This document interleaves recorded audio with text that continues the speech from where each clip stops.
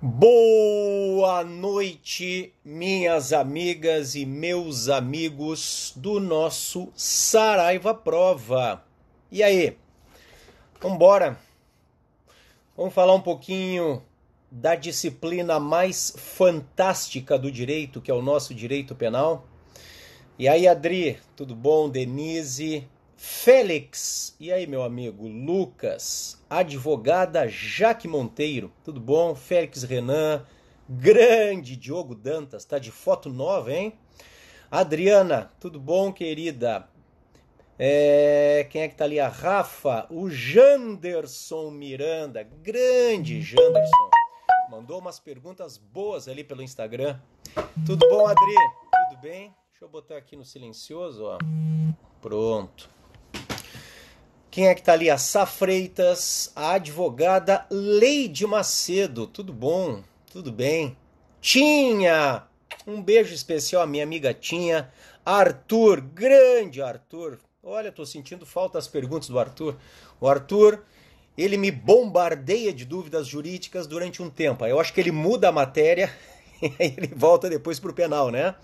Manuel Messias, meu amigo, grande Manuel, boa noite. E aí? Eu mudei a foto, professor. Tô vendo meu amigo Diogo. Botou aí foto de camisa de fora, hein? De peito de fora, hein? Muito bem. E aí, Carol, querida? Um beijo, Carolzinha. Tudo bem? Quem é que tá aí? A Carol hoje? Não, é o Guilherme, eu acho, né? Da nossa equipe. A nossa equipe tá sempre junto aí, o Saraiva Prova, né?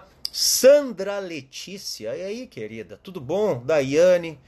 Tô esperando vocês entrarem pra gente começar a nossa conversa sobre a disciplina mais maravilhosa do mundo do direito, aquela preferida na segunda fase, é o nosso direito penal. E aí, meu grande amigo Arthur, de nada, a gente tá aí, tá junto, né? Como eu te disse, eu te disse que eu ia te ajudar a passar, então meu compromisso contigo é até a posse, tá? Olha lá, vendo a live e marcando as súmulas do STJ no VAD. É isso aí, meu amigo Janderson. Sabe que para os meus alunos aqui do Saraiva Prova, aqui na segunda fase, nós temos uma técnica de marcação do VAD. E não é uma marcação aleatória. Nós temos as cores, tudo isso tem um porquê. Então quem já passou por mim já sabe do fundamento menta verde. Então o fundamento da peça vai estar com um pontinho verde ali do lado. Então o aluno já vai saber, abrindo o VAD, está ali o verde, é o fundamento de alguma peça. E aí, claro, são dezenas de fundamentos que nós analisamos ao longo do curso, né? Por exemplo, o amarelo diz respeito à tese que vai resolver a vida do cliente, é a luz no fim do túnel, é aquela luzinha do professor Pardal, né? Teses principais em amarelo, teses subsidiárias em laranja. Quando nós temos alguma prefacial, alguma preliminar, eu sugiro marcar em vermelho ou marcar em rosa. Por quê? Porque é o sinal vermelho, eu não sigo. Tem preliminar, tem uma prefacial, tem nulidade, não segue, não pode, para, é o vermelho, né? Luz do professor Pardal, ninguém conhece mais. Janderson, isso aí confessa, indica a idade do cidadão, né? Indica a idade do cidadão. Eu agora, em tempos de isolamento, de quarentena, de coronavírus, né? A gente passa recebendo o WhatsApp, é grupo, e é áudio, e é tudo, né? Eu recebi, vocês devem ter visto agora, aquela zebrinha do Fantástico. Aí diz assim, se você já viu esta zebrinha, você está no grupo de risco, né? A zebrinha do Fantástico. Ninguém viu, só os antigos, né? O pessoal só conhece os cavalinhos lá do Fantástico. Então tá, pessoal, esperando vocês entrarem aqui e vamos embora. Marcelo Henrique, e aí, meu amigo Marcelo Henrique, tudo bem? Gabi, Adri, e aí, Adri, tudo bem? Vamos lá então, vamos conversar um pouquinho sobre o direito penal. Ó, recebi essa zebra, mas não entendi, diz o Diogo Dantas. Cara, põe no YouTube aí, tá? Isso confessa a idade. A zebrinha do Fantástico era assim, os tempos do Léo Batista, que apresentava o esporte, o futebol no Fantástico. Quando tinha uma zebra, aparecia a zebrinha do Fantástico, tá? A Carol lembra, ó. Manda um abraço para BH. Claro que eu mando, Rose Rodrigues 27, minha querida. Minha querida BH. Tenho muitos alunos aí, eu trabalho em BH há muitos anos também, tá? E aí, vamos começar a trabalhar, hein? Olha, a Adriana lembra da zebrinha. Adriana, então, a gente, como dizem eles, né? Como dizem eles, a gente tá no grupo de risco, tá? Vamos lá então. Professor, acha que devo fazer outro cronograma ou seguir o que estava nos 20 dias? Eu acho que você tem que seguir o que nós propusemos nos nossos 120 dias, tá? E depois você tem que fortalecer os pontos que você acha que não foi tão bem. Como é que você vai saber onde você está bem e onde você não está bem? Você vai saber pelos nossos simulados. Então veja, aqui no Saraiva Prova nós temos simulados inéditos que eu fiz com base nas provas da OAB, tá? Estou amando as suas aulas. Obrigado, Van. Um beijo, querida, tá? Um abraço para os alunos de Natal. Celis Bezerra, Natal, terra maravilhosa, tá? Vamos lá. Professor, assisti a sua aula na pós em Montes Claros, pós do meu amigo Rogério Greco. Fiquei encantado com a sua didática. Valeu, Cris. Obrigado. Conta comigo aí, tá? A gente tá junto. Grande Rodrigo M. Flores, futura autoridade policial ou do estado do Rio de Janeiro ou do estado do Espírito Santo, né? Vambora, meu amigo. Então tá. Acho que a gente pode começar.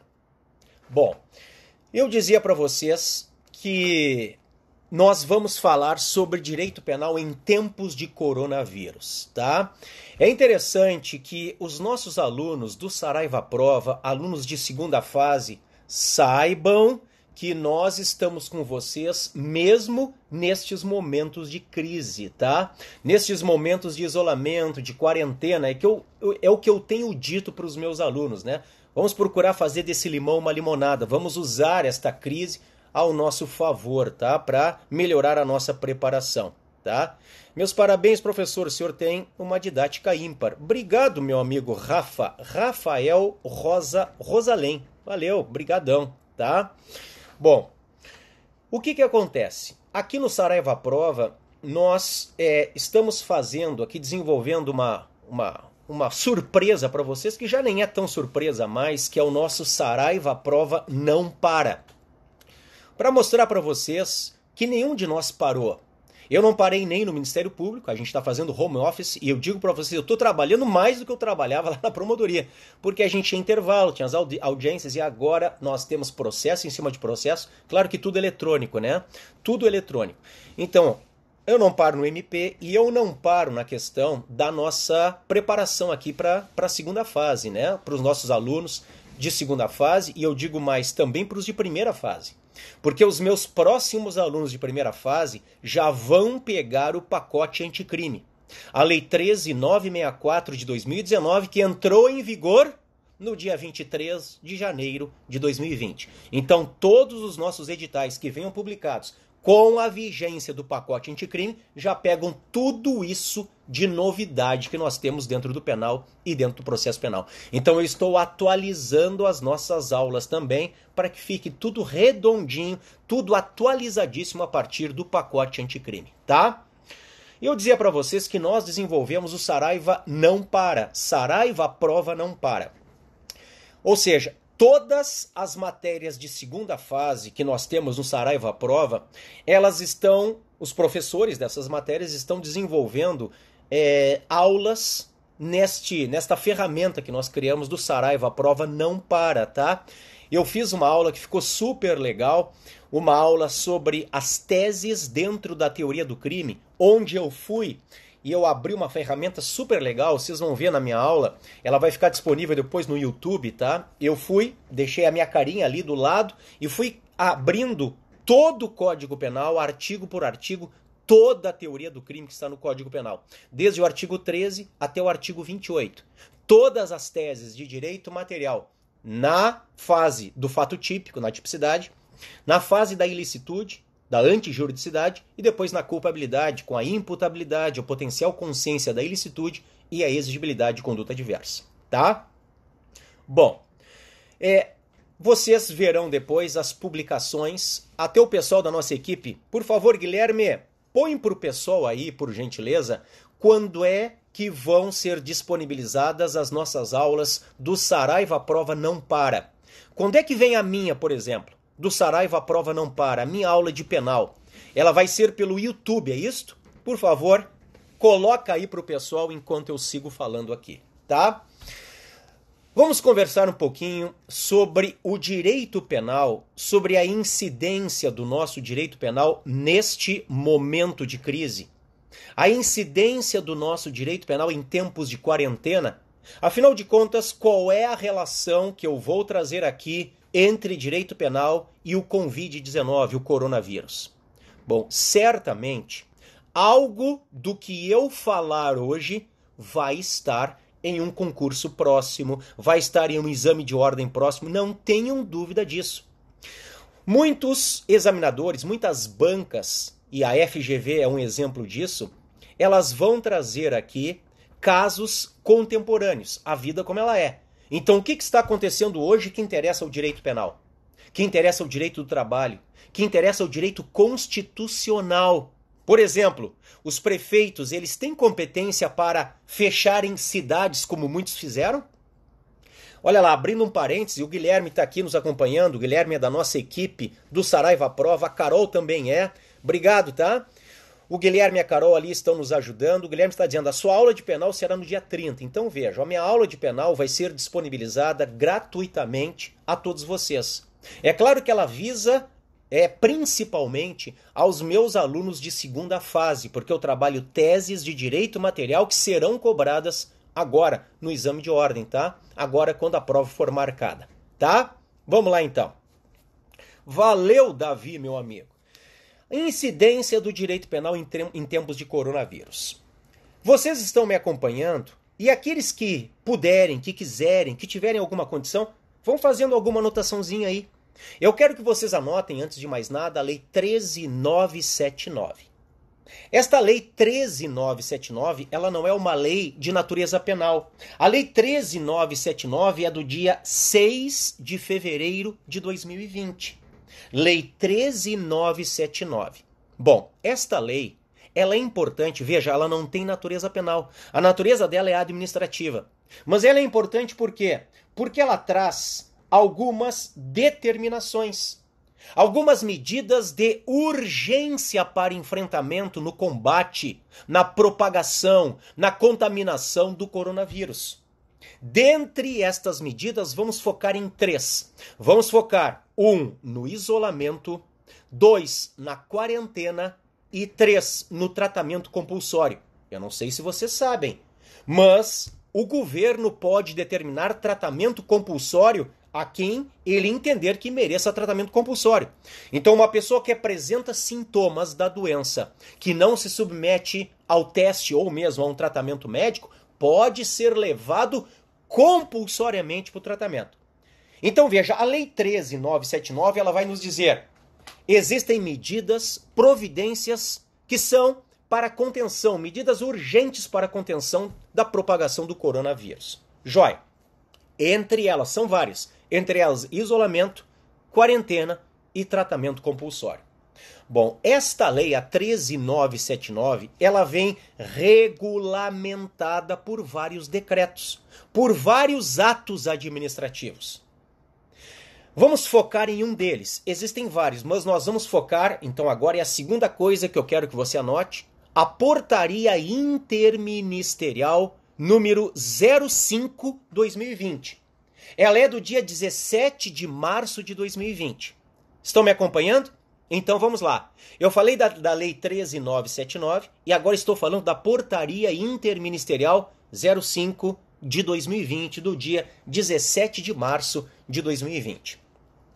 Esta Portaria Interministerial do Governo Federal, ela vai dizer que quem descumprir aquelas medidas que estão na 13.979 vai praticar o 268 do Código Penal, que é o crime de infração de medida sanitária preventiva, e vai praticar o 330, que é, como o meu amigo Davi já antecipou, o crime de desobediência.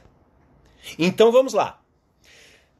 Existe uma lei federal, a 13.979, que traz medidas, dentre elas isolamento, quarentena, tratamento compulsório. Esta lei é regulamentada por vários decretos. Nos interessa um ato administrativo em especial, que é a Portaria Interministerial 05 de 2020. Esta Portaria Interministerial, ela não está criando crime. Muita atenção ao princípio da legalidade ou da reserva legal. O que nos diz o princípio da legalidade que inaugura o Código Penal, artigo 1º do CP? Está como direito e garantia fundamental no artigo 5º, inciso 39 da Constituição. Não há crime sem lei anterior que o defina, não apenas sem prévia cominação legal. Portanto, o crime e a pena só podem surgir por lei, lei em sentido estrito. Lei que é editada pelo Congresso Nacional e que depois vai à sanção presidencial. Veja, a Portaria Interministerial 05 de 2020 não está criando crimes. Ela está só indicando, dizendo quem descumprir a Lei 13.979 pratica o 268 e pratica o 330. O 268 diz assim, Código Penal. Infringir determinação do poder público destinada a impedir introdução ou propagação de doença contagiosa, coronavírus. Veja, é um crime formal e de perigo abstrato. Vamos recordar. Crime formal é aquele que não precisa de resultado naturalístico para consumação. Crime de perigo abstrato é aquele de perigo presumido. Eu não preciso de uma situação concreta de demonstração que o bem foi exposto a risco. Esta exposição a perigo se presume por parte do legislador. Bom, o 268 é formal e de perigo abstrato. Isto significa que a mera infração à determinação do poder público que foi editada visando a impedir a propagação ou a introdução, a disseminação de uma doença contagiosa já é o crime. Em outras palavras, aquela loja que abriu descumprindo o decreto que dizia todas as lojas têm que ser fechadas. Aquela academia que abriu descumprindo o decreto que dizia todas as academias têm que ser fechadas. É proibida a academia a partir de agora.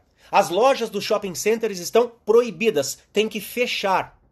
Bom, o comerciante que abre a loja, o dono da academia que abre a academia para os seus alunos, seus frequentadores, já praticou o 268. Já praticou. O simples fato de abrir já pratica. Por quê? Porque é um crime formal e de perigo abstrato. Eu não preciso de nenhum outro resultado para a consumação. Isto significa que eu não preciso que ninguém reste contaminado. Eu não preciso que haja contaminação. Eu não preciso que haja propagação. Eu não preciso que ninguém fique doente. O simples fato de abrir a loja, ainda que ninguém entre na loja, já é o 268. Agora, é também o 330. O 330 do Código Penal, por sua vez, é o crime de desobediência. É um crime praticado por particular contra a administração pública. O crime é desobedecer à ordem legal de funcionário público. Então aqui nós temos que abrir um parêntese. Nós temos que verificar se os nossos governantes, sejam os prefeitos, sejam os governadores, seja o próprio presidente da República, eles têm competência para decretar o que estão decretando. Por exemplo, há prefeitos que fecharam suas cidades, inclusive com medidas de demolição. Há um caso em que o sujeito quebra uma ponte para ninguém entrar no município. Bom, isto, por exemplo, extrapola e muito o limite de atuação do prefeito municipal. Isto é inconstitucional. Então veja, a desobediência é descumprir ordem legal de funcionário público. Se o prefeito decreta o fechamento de uma cidade, não tendo competência para tal, e eu entrar na cidade contra o decreto que diz que não pode mais entrar, eu não pratiquei desobediência. Por quê? Porque o decreto dele é ilegal, é inconstitucional. Então veja, você tem que ver se aquele chefe do Poder Executivo que baixou tal decreto, ele estava atuando nos seus limites constitucionais. Se estava, beleza. O descumprimento gera um só tempo o 268 e o 330. O que se discute neste primeiro tópico que nós estamos discutindo aqui? Qual é a celeuma do momento? E eu digo isso do momento porque nós, promotores de justiça criminais, estamos recebendo isto hoje, agora, neste momento. Por exemplo, a determinação do poder público que manda isolar, manda quarentena. E aí eu tenho uma convocação para as pessoas se reunirem para fazerem um protesto às 19 horas na praça pública tal. Bom, eu vou ter o 268 e o 330. A discussão é, só incide na prática um deles ou os dois em concurso de crimes? Essa é a discussão do momento. Há uma primeira posição que diz só um. Pelo princípio da consunção ou absorção. O crime mais grave absorve o menos grave. Como o 268 é mais grave que o 330, só haveria o 268. Por outro lado, uma segunda posição, que é a que eu venho defendendo na minha condição, inclusive, de promotor de justiça. Incidem os dois. Não há bis in idem. Por quê? Porque os bens jurídicos tutelados são diversos. No 268, o que se tutela, em geral, é a incolumidade pública. E, em particular, é a saúde pública.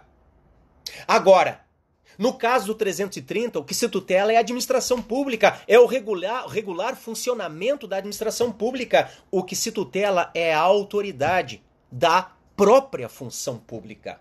Então, os bens são diversos. A meu ver, devem incidir os dois. Bom, resolvemos um caso. Um caso é, o sujeito descumpriu o decreto e abriu o restaurante, abriu a loja, abriu a academia. O que ele praticou? 268 e 330, ambos do Código Penal. E aí nós vamos discutir se um deles, pelo princípio da consunção, ou se os dois em concurso de crimes. Primeira situação está resolvida. Segunda situação. Eu agora, sabendo que eu estou apresentando sintomas, porque todos nós sabemos, eu não posso alegar erro de proibição aqui, todos nós sabemos quais são os sintomas do coronavírus. Por favor, informação é o que não nos falta. Então eu estou com febre, eu tenho problemas na garganta, garganta inflamada, eu tuço, a tosse seca, eu tenho calafrios. E aí, será que eu estou gripado? Será que é resfriado? Será que é coronavírus? Bom, eu mesmo assim desço para a reunião do meu condomínio. Eu mesmo assim vou para a academia do meu condomínio. Veja, não é a academia que está fechada, do meu condomínio, do meu prédio. Está cheio de gente e eu vou lá. Eu assumo o risco de expor alguém a perigo. Porque se eu tenho o coronavírus, eu assumo o risco. Digamos que eu tenha. Ainda que eu não queira contaminar alguém, o simples fato de eu ter descido, eu ter confraternizado com alguém, seja na reunião de condomínio, seja ali na roda do chimarrão, como nós fazemos aqui no Rio Grande do Sul, seja na academia do meu prédio, eu já estou praticando, anota aí, o 132. Expor a perigo a saúde de alguém. Este crime pode ser praticado por dolo eventual. Eu não quero contaminar ninguém específico, mas eu assumo o risco de fazê-lo. Eu estou contaminado e mesmo assim assumo o risco de contaminar alguém. 132. Como é um crime de perigo, eu não preciso que ninguém reste contaminado. É um crime de perigo. Crime de perigo é aquele que se consuma independentemente do dano ao bem jurídico. Crime de perigo se consuma com a mera exposição do bem a perigo. Bom, outra situação é, eu agora sei que eu tenho vírus. Eu sei que eu estou contaminado. Eu adquiri o coronavírus. Bom, por favor, né? É só um exemplo hipotético. Eu não tenho nada, graças a Deus. Eu, inclusive, estou cumprindo à risca a determinação do poder público, tá? Nós aqui, eu e toda a minha família, nós estamos cumprindo à risca. A gente não põe o nariz para fora na questão de cumprir a quarentena aqui no Rio Grande do Sul, tá? Hipoteticamente, então, agora eu sei que eu estou contaminado e eu agora quero contaminar alguém. Aí eu desço na academia do meu prédio, eu vejo que tem um vizinho meu fazendo um aparelho, está de costas, eu vejo a toalhinha dele pendurada. Aí eu vou ali, eu começo a tossir na toalhinha dele, porque eu quero contaminá-lo. Este simples comportamento, que é um comportamento apto, hábil a contaminar alguém, já configura agora o 131. O 131, acompanhem comigo, é o crime de perigo, de contágio, de moléstia grave. O 131 diz assim: praticar com o fim de transmitir a outrem moléstia grave de que está contaminado, ato capaz de produzir contágio. O que eu fiz é um ato capaz de produzir contágio? É. Só que o 131, ele não aceita dolo eventual e muito menos culpa.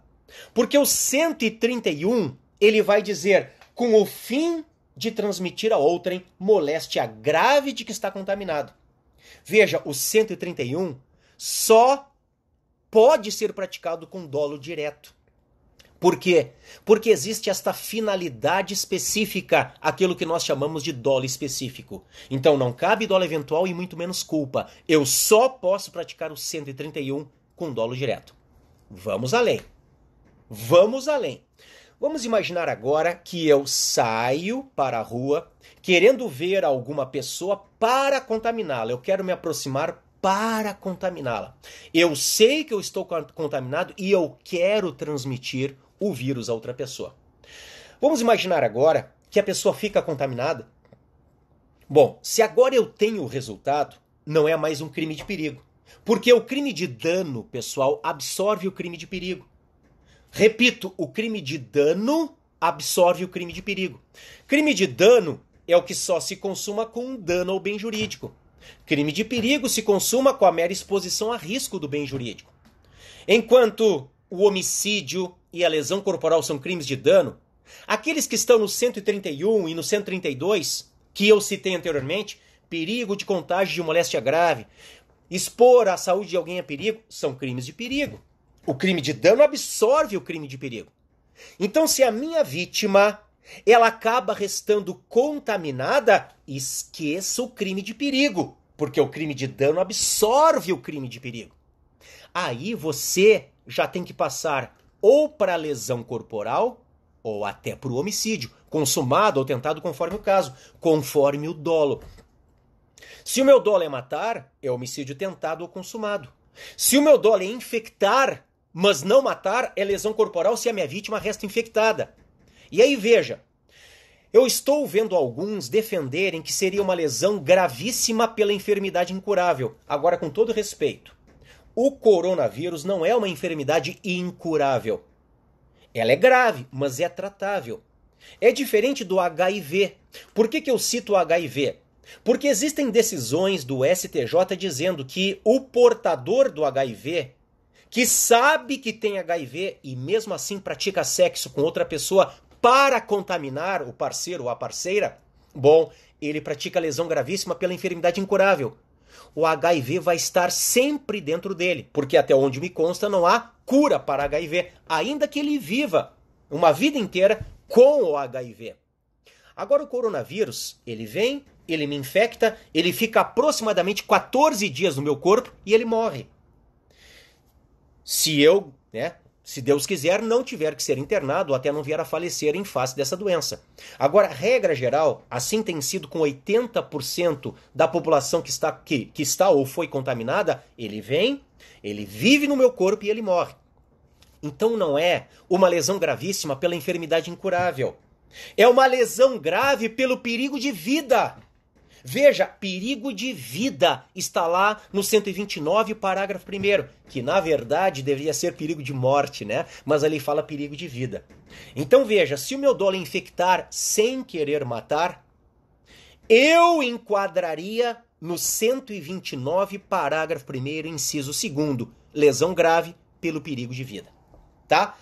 Já estamos com meia hora de live, parece que faz 5 minutos que eu comecei, né? Bom, eu saio e vou para outro exemplo. Bom, você tem aqueles casos em que alguns, sobretudo médicos, foram para suas redes sociais e falaram em vitaminas, em vacinas, em shots. Eu ouvi até um shot. Toma esse shot que eu fiz aqui toda manhã que você não vai pegar o coronavírus. Eu estou colocando aqui na tela do meu computador o artigo 283 do Código Penal. 283. Ó, CP, artigo 283. É o charlatanismo. Charlatanismo. Eu quero que você pense. Pense num sujeito que diz assim: eu criei a vitamina. Você toma a vitamina e você compra de mim a vitamina. Você não vai ficar doente. Há um caso de um médico que vendeu 6.000 potezinhos de vitamina. Há o caso de uma médica lá de São Paulo, não vou nem referir a cidade dela. Isso está inclusive sendo investigado já pelo Tribunal de Ética do Conselho Regional de Medicina deles ali. Ela disse: olha, eu tenho aqui uma vitamina, um shot que cria imunidade ao coronavírus. Então você vem na minha clínica, você toma o shotzinho, você toma a vitamina, que você não vai ficar infectado.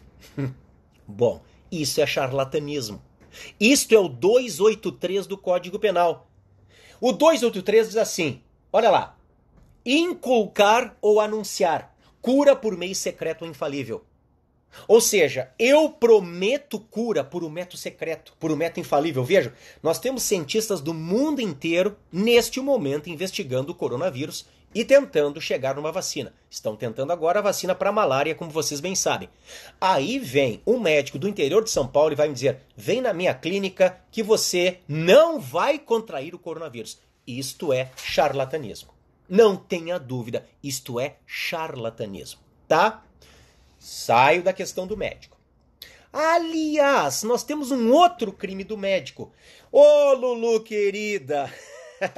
Olhem só, a Luísa, que acabou de entrar aqui na nossa live, ela é a nossa super, mega, hiper coach. E vocês estarão aqui, é hoje, né, Lulu? Diz aí pra mim, por favor. A Luísa estará aqui, a nossa coach do nosso Saraiva à Prova, falando com vocês. Que horas, Lu? É hoje às 21? Por favor, me confirme aí, por gentileza, tá? Olha aí. Existe um outro crime praticado por médico, pessoal, que é, hoje às 21, a Luísa me confirma, tá? Então, vocês permaneçam ligados aí e não percam a live da Luísa, porque ela é muito boa, tá? Bom, eu falava de um outro crime praticado por médico, que é o 269 do nosso Código Penal. Existe um crime que é omissivo próprio e é também próprio em relação ao sujeito ativo. Por quê? Porque só pode ser praticado por médico. Vejam, os médicos estão obrigados a denunciarem à autoridade sanitária, ao Ministério da Saúde, doenças cuja notificação é compulsória. Então veja, quando a doença ela é de notificação compulsória, por exemplo, a dengue, tá? A dengue é de notificação compulsória. E agora, claro, o coronavírus também o é.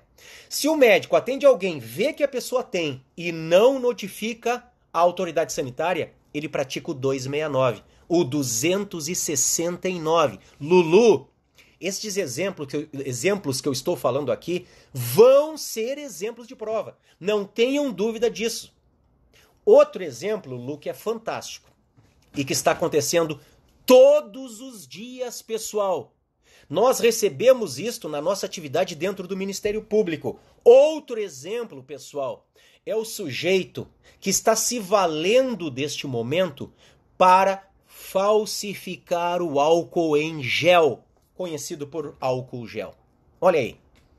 Olha o Túlio aí. Preciso organizar os meus estudos na quarentena. Socorro, Luísa, me salva. Hashtag Luísa me salva. E aí, Lulu? O Túlio vai estar presente hoje às 21 horas. Então veja, o sujeito, se valendo deste momento, do desespero de algumas pessoas na busca deste produto que é saneante, estão falsificando o álcool gel. Há casos, pessoal, em que o sujeito ele pega o álcool líquido, coloca um pouquinho dentro de um pote de gel de modular cabelo e vende como se fosse álcool em gel. Isto configura o crime, anote aí, do artigo 273 do Código Penal. 273. Olha lá, falsificar, corromper, adulterar ou alterar produto destinado a fins terapêuticos ou medicinais. Os produtos saneantes, como é o álcool em gel, é claro que estão aqui como objeto material do crime. Então veja, neste caso, a falsificação do álcool gel E isto vale para o autor da falsificação ou para o vendedor. Quem está vendendo ou expondo à venda também pratica o 273. E atenção, o 273 é um crime hediondo. Hediondo incide em todas as disposições gravosas da Lei 8072 de 90 ao 273. E atenção, número 2. O STJ, pela sua corte especial, disse que o 273 tem a pena desproporcional. Não é o preceito primário. Tá tudo ok com a descrição do crime. O problema é na pena. A pena é desproporcional, portanto foi considerada inconstitucional. E no lugar dela, o STJ está determinando a aplicação da pena do tráfico de drogas. Tanto o 273 quanto o tráfico são crimes contra a saúde pública. O 273 e o tráfico de drogas são crimes de perigo abstrato. O 273 e o tráfico de drogas têm natureza hedionda. Então não há razão para o 273 ter pena de 10 a 15 e o tráfico de 5 a 15. O que fez o STJ? Manda aplicar a pena do tráfico de drogas ao 273. Tá? Cuidado com isso também. Outro caso, eu já estou chegando a 40 minutos de live, eu estou quase encerrando. Outro caso é aquele sujeito que eleva o preço do álcool em gel. Ou seja, o álcool gel era vendido por R$5. Começou a busca desesperada pelo álcool gel e eles começam a vender por R$150. Há casos de 300 e poucos reais.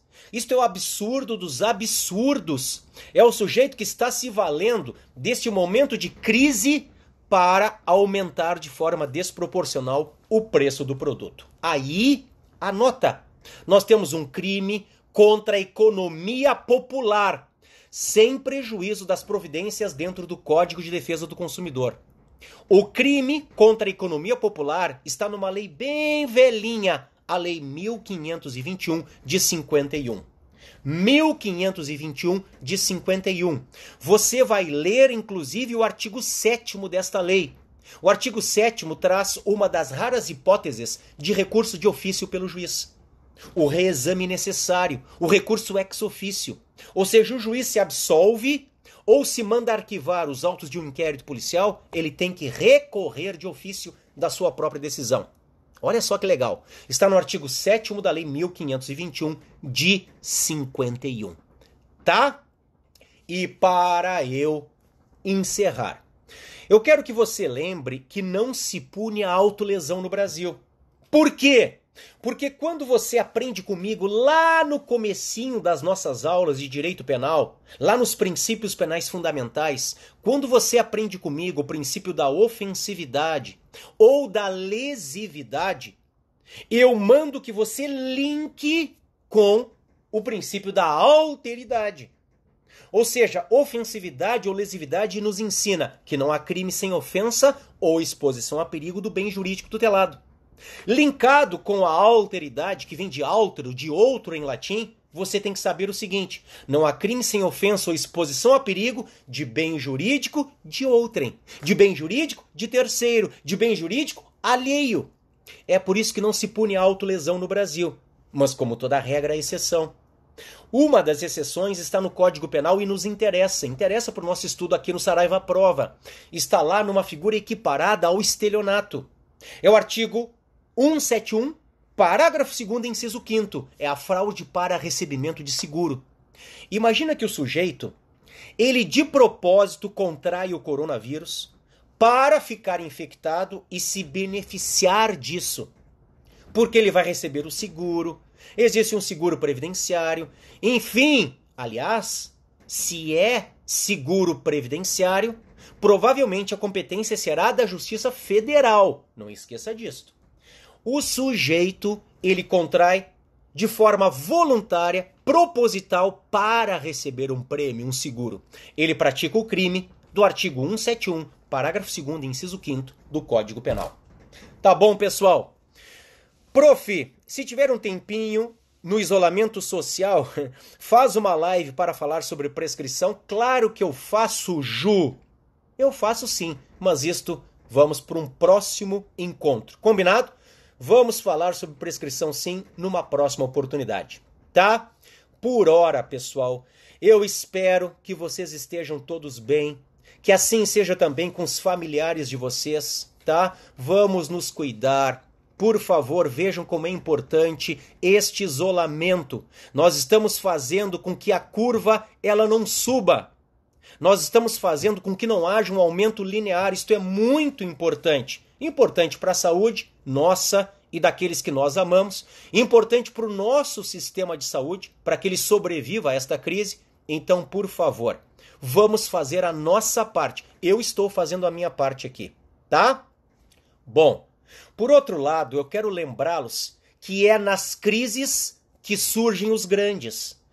Nas crises que surgem os sábios. Então façam, como eu já disse ao início, deste limão uma limonada. Aproveitem este momento de crise para fortalecer os estudos, para aproveitar esta oportunidade, para fazer aquilo que geralmente nós não conseguimos no dia a dia. Vamos lá, vamos com tudo. E aqui no Saraiva Prova, vocês contem comigo para aprovação, para pegar esta vermelhinha, tá? A gente tá junto, tá? Nos encontramos em uma próxima. Bons estudos e, como sempre, aquele abraço!